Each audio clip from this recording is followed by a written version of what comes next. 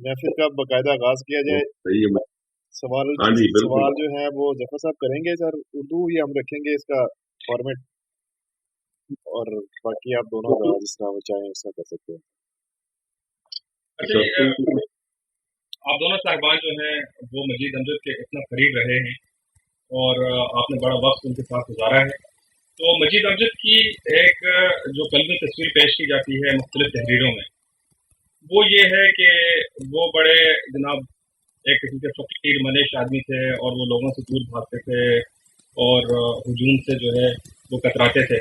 لیکن آپ کی میں نے کچھ چیزیں جو ہیں پڑھی بھی ہیں اور سنی بھی ہیں، تو آپ لوگوں کی جو روح ہے اس سے تو یہ اندازہ ہوتا ہے کہ وہ اچھے خاصے مجلسی انسان تھے، اور وہ محفلوں میں جاتے تھے، اور وہ ہر شام کو ایک ہوٹل میں جاتے تھے اور وہاں پہ لوگوں سے ملتے تھے. اور جس طرح آپ لوگوں نے بتایا ہے، تو کیا ہم یہ سمجھیں کہ وہ جو ان کی تصویر جو ایک پیش کی جاتی ہے کہ وہ بڑا ایک تنہائی پسند تھے اور لوگوں سے دور بھاگتے تھے، تو کیا وہ بات جو ہے وہ غلط ہے؟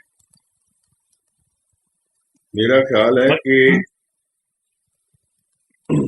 جو انٹروورٹ انسان ہے وہ بھی تنہائی پسند تو ہوتا ہے، مجلسی بندہ بھی تنہائی پسند ہو سکتا ہے.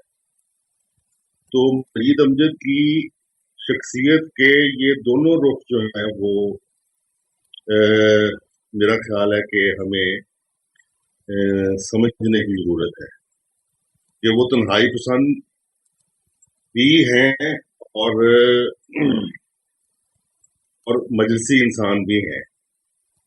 مجلسی اس طرح ہیں کہ وہ اپنے دفتر سے اسٹیڈیم ہوٹل تک اور اسٹیڈیم ہوٹل سے اپنے گھر تک کا جو سفر ہے ان کا، جو وہ اپنے بائی سیکل پہ کرتے تھے، وہ سفر ایک پوری مکمل ایک جرنی ہے جو ہمیں جو ہے ان کی مجید امجد کی دنیا میں جو لے جاتی ہے، اور مجید امجد ہمیں اپنی دنیا کی سیر کراتے ہیں. یہ ایک ایسی جرنی ہے. تو جب وہ اسٹیڈیم ہوٹل میں آ کر بیٹھتے ہیں اور ان کے ارد گرد لوگ جمع ہونا شروع ہوتے ہیں جو ان کے احباب ہیں، تو ظاہر ہے کہ وہ ایک مجلسی، ان کی شخصیت کا مجلسی پہلو ہوتا ہے. لیکن اس مجلس میں وہ تنہا بھی دکھائی دیتے.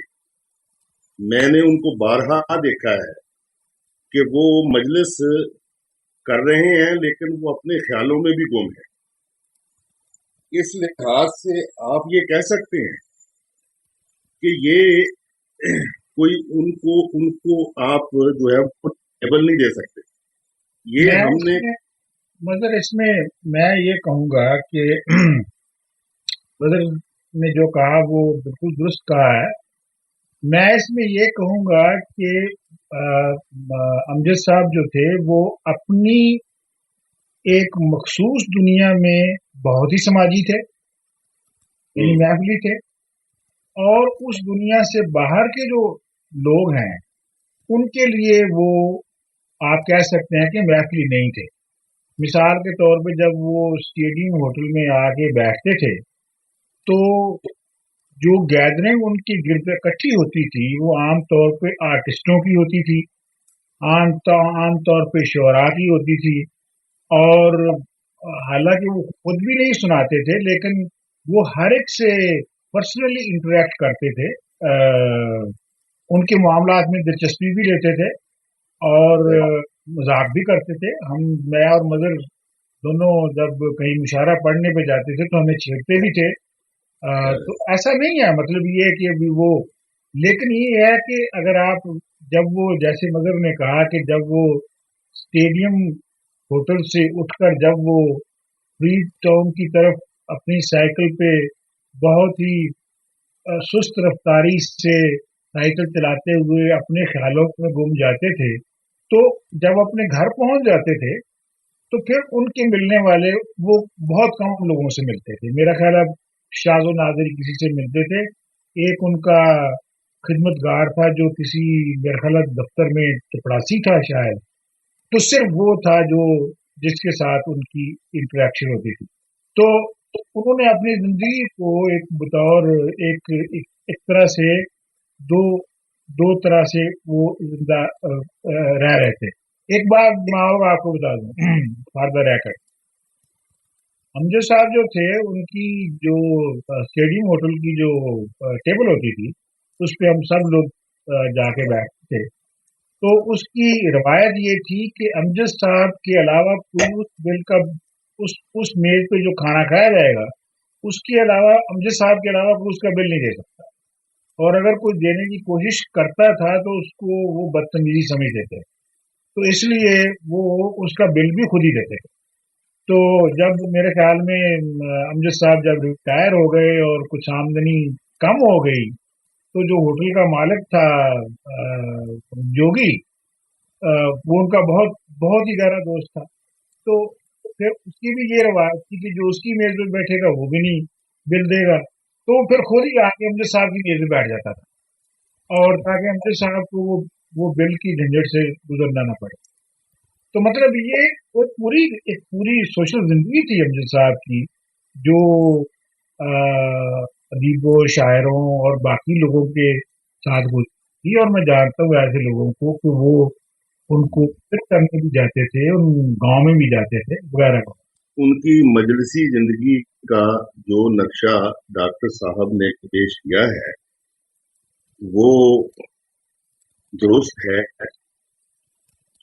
उसका सबूत उनकी नज़्मों में भी मिलता है, और मेरा जो पॉइंट कि वो मजलिसों में भी जो है वो अपनी खलबतें आबाद रखते थे।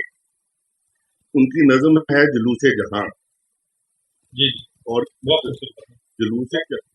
जुलूसे जहां में मजीद अमजद अपने आप को दुनिया के जुलूस का, दुनिया के हजूम का एक हिस्सा समझते हैं। उससे वो अपने आप को बहैसियत इंसान अलग नहीं समझते। उस पे जो वो तबसरा करते हैं वो एक ऑब्जर्वर की हैसियत से करते हैं, या आप कहें कि तो वो शायर है तो वो शायर की हैसियत से उसे ऑब्जर्व करते हैं। तो ये उनकी जिंदगी का, जिसे हम जलवत या खलवत कहते हैं, ये उसका पहलू एक ये है। दूसरा ये है कि वैसे तो उनका जो शेर है, ये अनजाने लोग पराया शहर, ए दिल तुम यहाँ कहाँ, जी आज तुम्हें इतने दिनों के बाद मिले हो, कैसे हो? कैसे? या तू इस दुनिया को बदलने आया है, वो कोड़ी औगन हार देता। यानी वो अपने दिल को कहते हैं कोड़ी औगन हार। औगन होता है गुनाहगार। तो वो अपने दिल को कह रहे हैं, वो जिस्मानी तौर पे और उनका जो फिजिकल जो उनका सेल्फ है वो तो दुनिया के साथ है, लेकिन वो अपने दिल से मुखातब हैं कि तू इस दुनिया को बदलने आया है, इस दुनिया को बदलने आया है, तू ओ कोड़ी औगन हार दिला। ये उनकी लाइन है। अच्छा, अब मैं इसमें थोड़ा सा और इजाफा करूं कि अमजद साहब जो है वो सिनिक बिल्कुल नहीं थे, क्योंकि अक्सर अहबाब उनसे उनके जो है वो दफ्तर के औकात में भी मिलने चले जाते थे। मैं भी उनमें शामिल था। वो फूड ग्रीन का दफ्तर था सिविल लाइन में, तो वहां हम जाके अक्सर सर्दियों में अमजद साहब की जो बाहर ही मेज बिछी होती थी उसके स्टैंड में, तो वहां भी हम उनसे मुलाकात कर लेते थे। वहां भी 2-4 शायर आ जाते थे।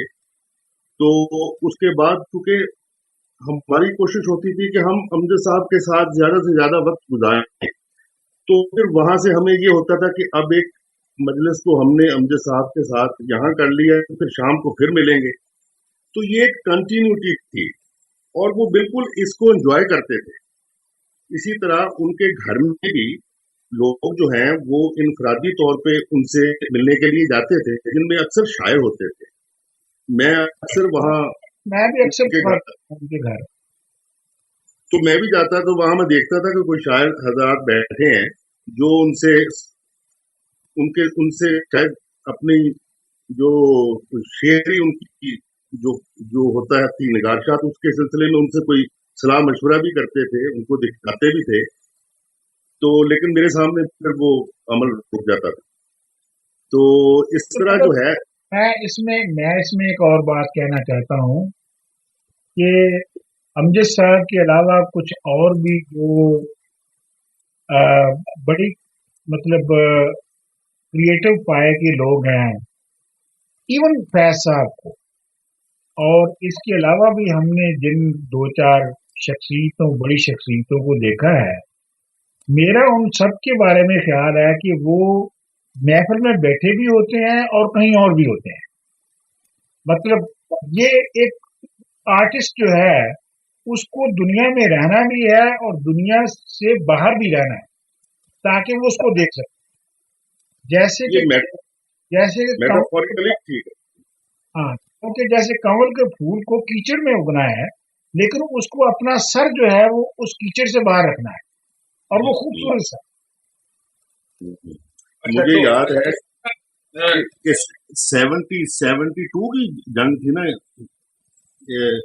पाक भारत जो जंग थी, उसमें मुझे याद है कि अमजद साहब जो है वो शहर की तमाम खबरें भी रखते थे, इर्द गिर्द की खबरें भी रखते थे, जो गॉसिप होते थे वो उनमें भी दिलचस्पी लेते थे, क्योंकि लोग उन्हें आकर बहुत सारी बातें बताते थे। उनके मिलने वालों में सिर्फ शायर ही नहीं थे, उसमें बहुत से ऐसे मैंने लोगों को भी देखा है कि जो आके अमजद साहब के पास बैठ जाते थे। जैसे एक कुछ अखबारों के लोग थे, एक राव साहब थे, वहाँ साहिवाल की बड़ी शख्सियत थे वो, और वो ये स्काउट्स वगैरह के कोई लीडर थे। तो अक्सर राव साहब भी उनके पास आके बैठ जाते थे, तो वो इधर उधर का गॉसिप करते थे उनसे। उसी जमाने में जो टिक्का खान है, उन्होंने साहिवाल के करीब डेरे डाले हुए थे, कोई छावनी थी या किसी जंगल में। तो अमजद साहब ने उसी जमाने में ये नज़म लिखी थी, शहर में टिक्का खान भी हम भी। तो वो इस बात को जो है वो जो था वो अपने तौर पे एक शेरी अंदाज में उन्होंने बयान भी किया है इस बात को। एक तरफ टिक्का खान है, दूसरी तरफ मजीद अमजद है जो स्टेडियम होटल में बैठा है, वो जंगल में मोर्चे लगा के बैठा है। तो वो इस बात से अंदाजा होता है कि अमजद को अपने गिरदोपेश की पूरी आगाही थी और वो उसमें दिलचस्पी भी लेते थे, और मेरे ख्याल में अपनी शायरी का जो उनका जो मटेरियल था वो भी वहां से आता था, इन तमाम सारी बातों से। वो दुनिया में और फितरत में इस हद तक दिलचस्पी लेते थे कि जब फ्री टाउन बनने के लिए सड़क बनी तो जो उस पर दरख्त काटे गए, तो मतलब तुम्हें याद होगी वो नज़म, हरे भरे 20,000 में बेहतर सारे हरे भरे अशजार, बरसों से जो खड़े थे गाती नहर के द्वार, 20,000 में बेहतर सारे हरे भरे अशजार। बिल्कुल। तो वो वेरी लाइवली पर्सन। जी बोलिए। मैं कह he was very lively person, और बहुत बहुत अवेयर थे वो। जिस तरह वो आप इर्द गिर्द की जिंदगी से अवेयर थे, इस तरह वो मेरे ख्याल में जो आलमी अदब है उससे भी शनासाई थी, उनकी आगाही थी। और उन्होंने अक्सर जो है वो मगरबी शोरा की नज़मों के तराजम भी किए हैं, जो मैंने कहीं उनके पास देखे हैं या उनकी किताब में साथ शामिल हैं। और इसी तरह वो जो था, मुझे भी कभी कभी कोई ऐसी चीज दे देते थे पढ़ने के लिए। मुझे याद है आखिरी दिनों में उनके पास एक अल्बर्ट कैम्यू का नावल था, आउटसाइडर। तो हमने आउटसाइडर का चर्चा तो बाद में सुना जब लाहौर आए। उस वक्त ये फैशन भी था कैम्यू का जिक्र करना या कैम्यू को पढ़ना। इसी तरह और फिलोसफर थे, उनको भी पढ़ने का एक फैशन था या एक ख्वाहिश भी थी लोगों की। तो इससे हम ये जो है वो जो बखूबी अंदाजा लगा सकते हैं कि मजीद अमजद عالمی ادب سے بھی مکمل آگاہی رکھتے تھے اور وہ پڑھتے تھے بہت. یہ نہیں تھا کہ وہ ہمارے اکثر شعراء کی طرح صرف اپنا کلام ہی نہیں دیکھتے تھے یا ادبی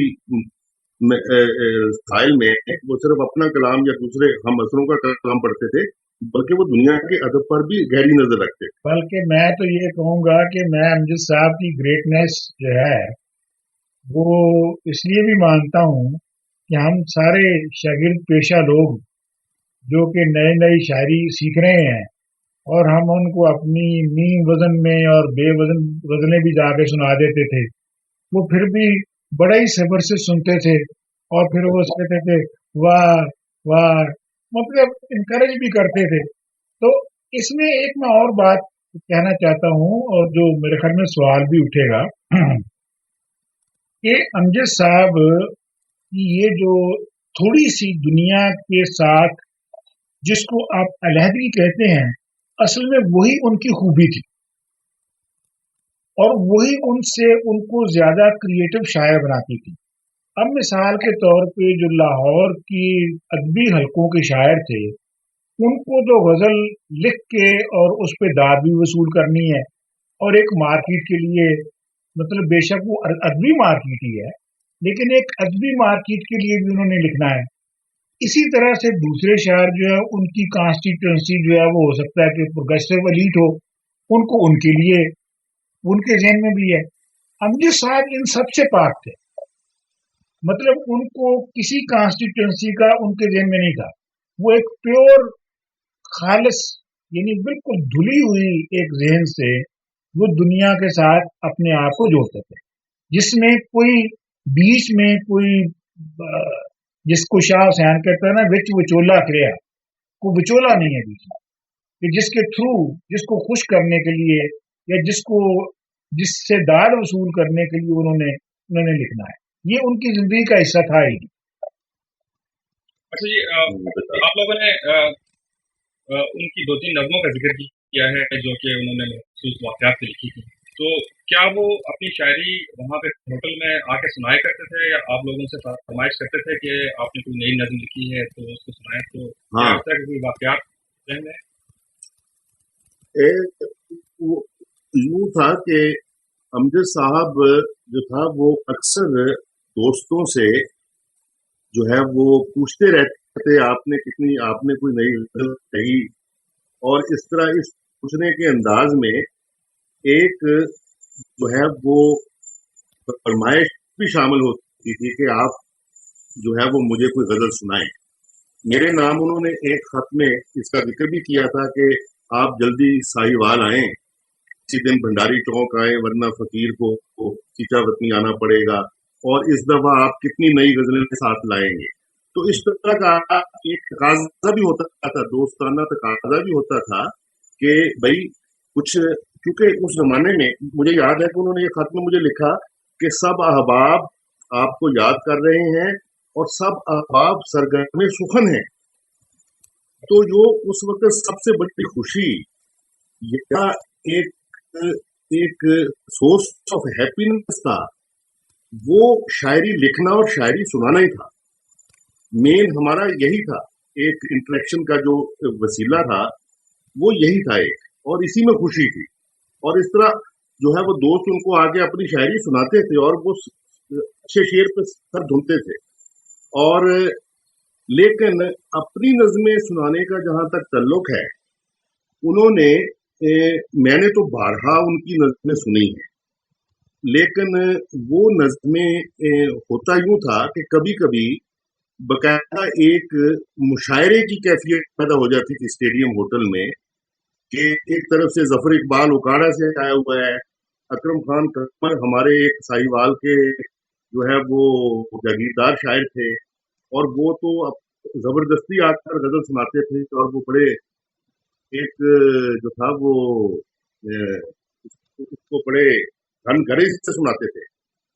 اور جب وہ اکرم خان قمر آتے تھے تو ناصر شہزاد، مراتب اختر، میں، سجاد میر، तो हम इस किस्म हम ये सब लोग जब बैठे होते थे तो फिर हम एक दूसरे जगह मुंतकिल हो जाते थे। वहाँ एक कैबिन नुमा कमरा था, तो वहाँ इस तरह बैठने सीटिंग अरेंजमेंट और तरह का था, तो हम फिर वहाँ बैठ जाते थे। तो वहाँ एक मुशायरे की कैफियत पैदा हो जाती कि सब लोग जो है वो सुना रहे हैं, और अमजद साहब अक्सर अकरम खान कमर के शेरों पे हंसते भी थे। मुझे याद है कि एक दफा अकरम खान कमर एक बड़ी तड़पती फड़कती हुई गजल लिख के लाए, और उन्होंने जो था वो बड़े जो था वो एक अपने मखसूस अंदाज में पढ़ना शुरू की कि फूल बिछवाए गए उसमें उसमें मगर वो शायद तुम्हें वो उसका आगाज भूल रहा है वकू का। वो इस तरह से शुरू हुआ था कि अकरम खान ने कहा, लो जी अमजद साहब मैं मुशायरे च गया, मैं मसमिसा सट्या ते थल्लियों बां बां बां शुरू कर। तो वो गजल उन्होंने वहां सुनाई। मुझे उसका शेर अभी तक याद है, डॉक्टर साहब को भी याद होगा कि फूल बिछवाए गए, साकी को बुलवाया गया, और फिर बोतल किनारे आप क्यों खोली गई। अच्छा, वो हम जेर लब मुस्कुराते भी थे इस ऐसे शेरों पे। तो उस गजल के बाद फिर ऐसा होता था कि सब बारी बारी अपनी गजल सुनाते, और फिर आखिर में अमजद साहब से तकाजा किया जाता था कि आप भी अमजद साहब अपनी कोई नज़म सुनाएं। अच्छा, इसमें ये होता था कि कभी तो नज़म अमजद साहब की जेब में नज़म होती थी, कभी नहीं होती थी। अच्छा, वो इसलिए था कि अक्सर उनका जो तख्लीकी अमल है वो ये था कि वो अपने दफ्तर से घर तक जो है वो उसकी शेरी जो एक एक उनकी जो है ना उसकी उसी हालत में रहते थे वो। तो मेरा ख्याल है कि वो अक्सर जो है अपने नज़म के बारे में ही सोचते थे जब वो साइकिल चलाते थे। उनका साइकिल चलाने का अमल जो है वो नज़म लिखने का अमल ही मुझे लगता था। मेरा जहाँ मैं मगर मुझसे ज्यादा पीरियड उनके साथ रहे हैं, मेरे बाद भी रहे हैं, लेकिन मैं उस ज्यादा समझ लीजिए बदकिस्मत पीरियड में अमजद साहब से मिलता रहा हूँ, यानी 1964-65 से 68 तक।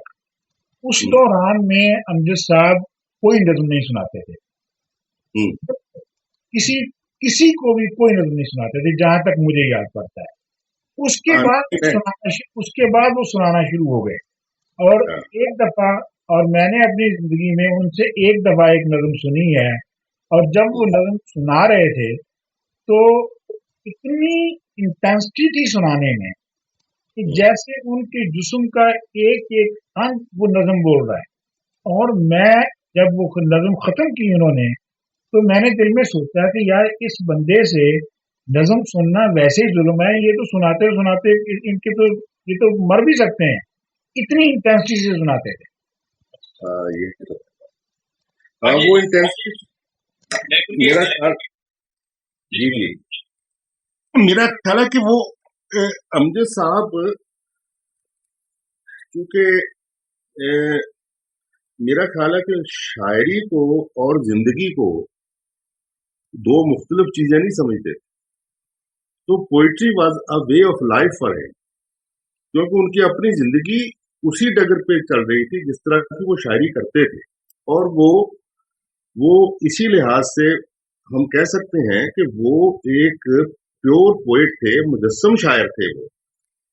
और कोई फर्क नहीं लगता था कि कोई नज़म वो सुना रहे हैं तो उनकी जात से उसका कोई जो है वो, या उनकी सोच से, या उनका जो एक शख्सियत है, पर्सोना है, उससे कोई ताल्लुक ना हो, ऐसा कभी एहसास नहीं होता था।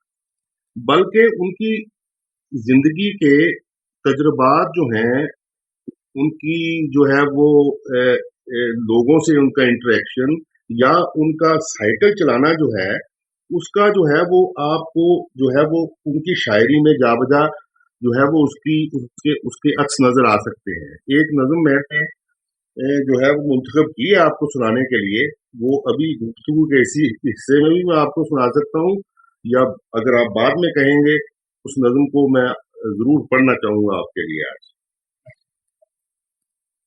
ठीक है, आप अभी अभी सुना लो।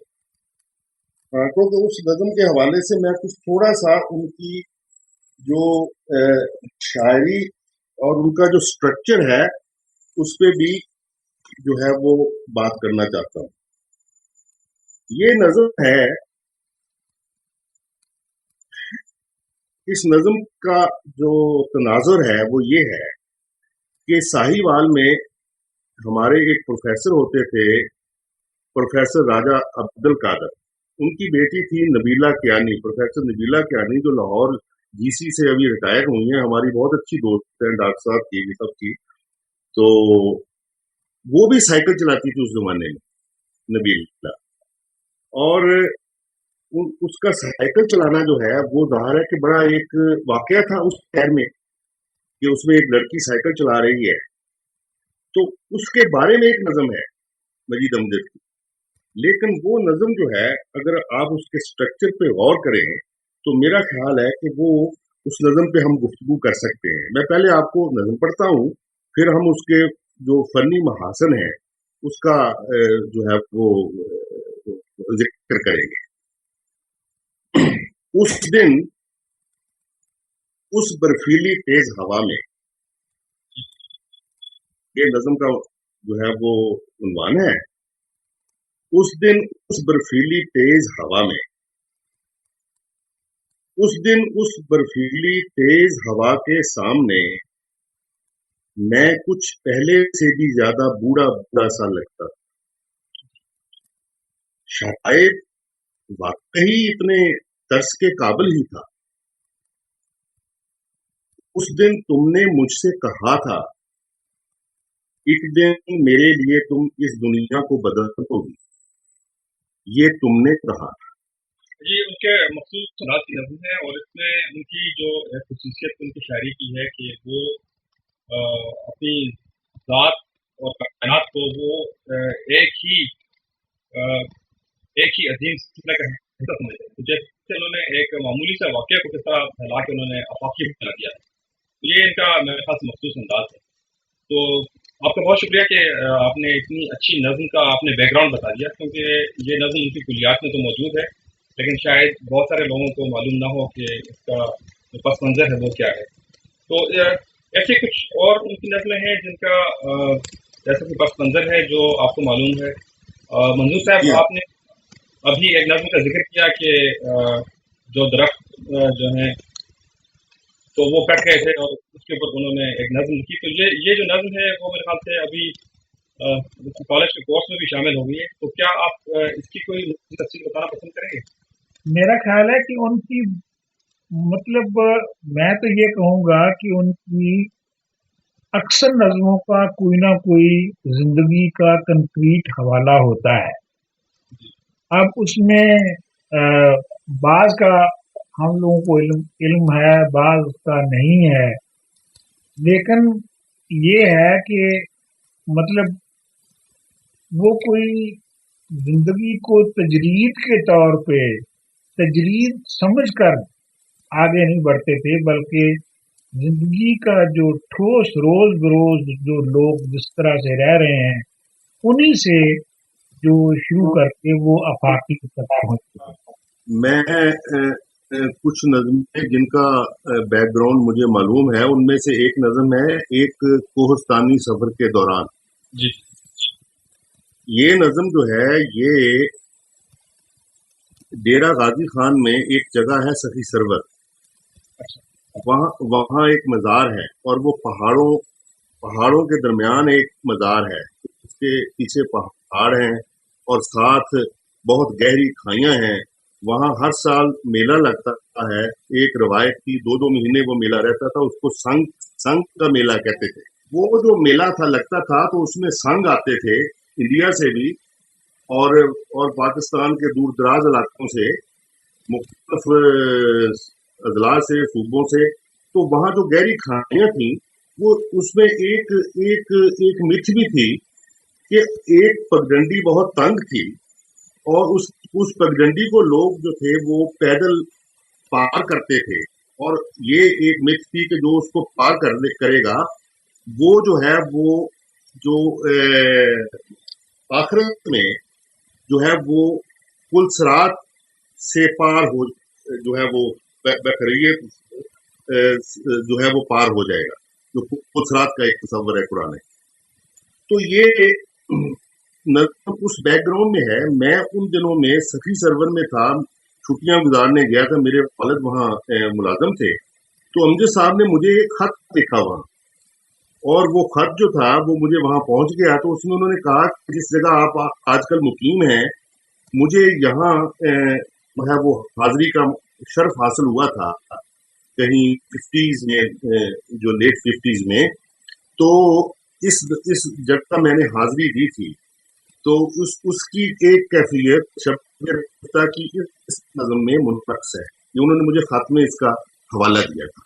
तो वो नज़म अगर आप कहें तो मैं सुना देता हूँ, मेरे पास है यहाँ।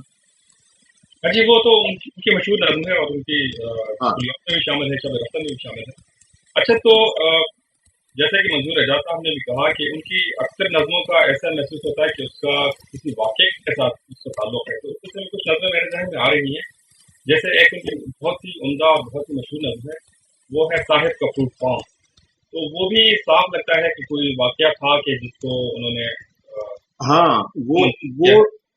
ये साहब का फ्रूट फार्म जो है ये मिचल्स है, रिनाला खुर्द है यहाँ। अच्छा, तो ये मिचल्स फार्म जो है ये फ्रूट फार्म है जो अमजद साहब देखने गए थे। अच्छा, अच्छा, तो वो उस बैकग्राउंड में है वो नज़म। अच्छा। उनकी एक नज़म है मंटो। जी, जी, मंटो। तो मंटो की बैकग्राउंड भी है, मुझे उन्होंने खुद बताया था। उस जमाने में मंटो पे एक नंबर छप रहा था। तो मुझे ये याद नहीं है कि कौन सा वो यहाँ जो था वो अदबी रिसाला था जिसमें मंटो नंबर छाप रहा था, जो क्योंकि वो मंटो नंबर छापने के भी बहुत से किस्से हैं यहाँ।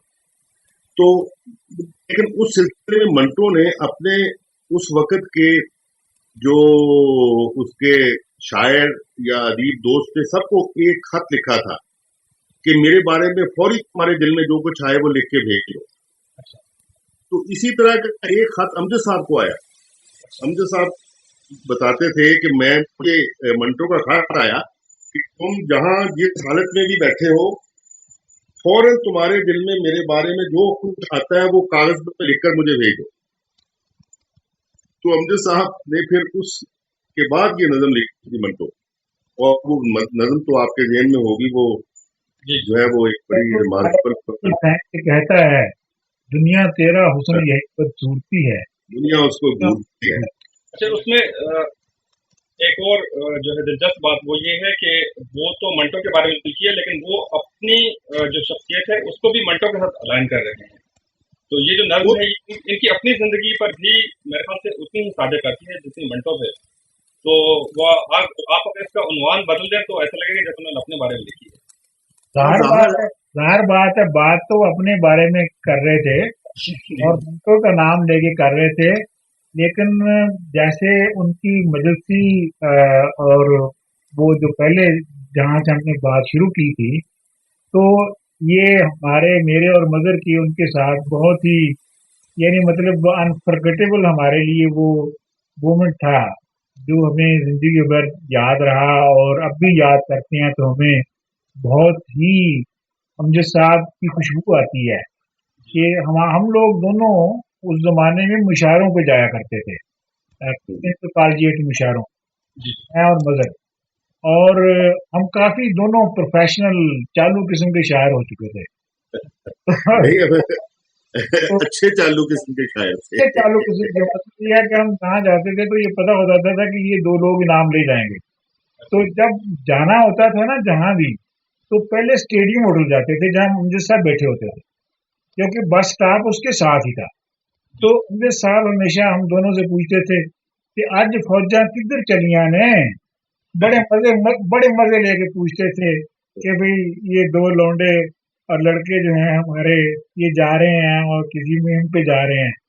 तो हम बताते थे कि जी आज फलां जगह जा रहे हैं, आज फलां जगह जा रहे हैं। तो एक दफा मेरा ख्याल है भावलपुर में जाना था या लिए या कहीं हमने दोनों ने जाना था। तो हम पहुंचे तो उन्होंने पूछा कि भाई आज फौजा किधर जा रही हैं। तो मगर तुम्हें याद होगा, तो हमने कहा कि जा तो रहे हैं लेकिन हम परेशान थे। बताओ क्या हुआ था बड़ा उस दिन, तुम बताओ। वो एक तरह मिसरा था तो उसके साथ गिरा लगानी थी, जी तो कॉलेज एक तरह मिसरा आता था, तो उसमें आपने दूसरा मिसरा खुद जो है वो लगाना होता था, जी लिखना होता था। तो वो बड़ा मुश्किल हमें लग रहा था कि फूल से खुशबू जुदा करते रहे, ये तरह मिसरा था। गजल हमने सारी लिख ली, लेकिन तरह मिसरा के साथ जो है वो गिरा नहीं लग रही थी। तो हम बड़े परेशान थे, और आके अमजद साहब से हमने जो था वो जिक्र किया इसका, तो वो मुस्कुराए, और थोड़ी देर कुछ कुछ लम्हे वो खामोश रहने के बाद वो उन्होंने सर उठाया यूं, तो फिर उन्होंने कहा कि ये कैसा रहेगा कि इत्र का कितने अजीज केश थे, वाह फूल से खुशबू जुदा करते रहे। वाह वाह तो वो बिल्कुल उन्होंने फिल बदी ये मिसरा कहा, और फिर वो इतना इतना उस पर चुस्त आया कि हमने जब जाके गजल पढ़ी और ये तरह मिसरा जो के साथ हमने गिरा लगाई, तो वहां तो फिर हमने मुशायरा लूट लिया। तो ये नहीं, इस वाकया की है। मैं मतलब इस वाक़ये का इसलिए भी ज़िक्र किया कि अमजद साहब की जो लोगों से मोहब्बत थी और अपने इर्द-गिर्द के लोगों से जितना प्यार था, और छोटी-छोटी बातों में भी दिलचस्पी लेना, मैं सिर्फ़ वो सामने लाना चाहता था।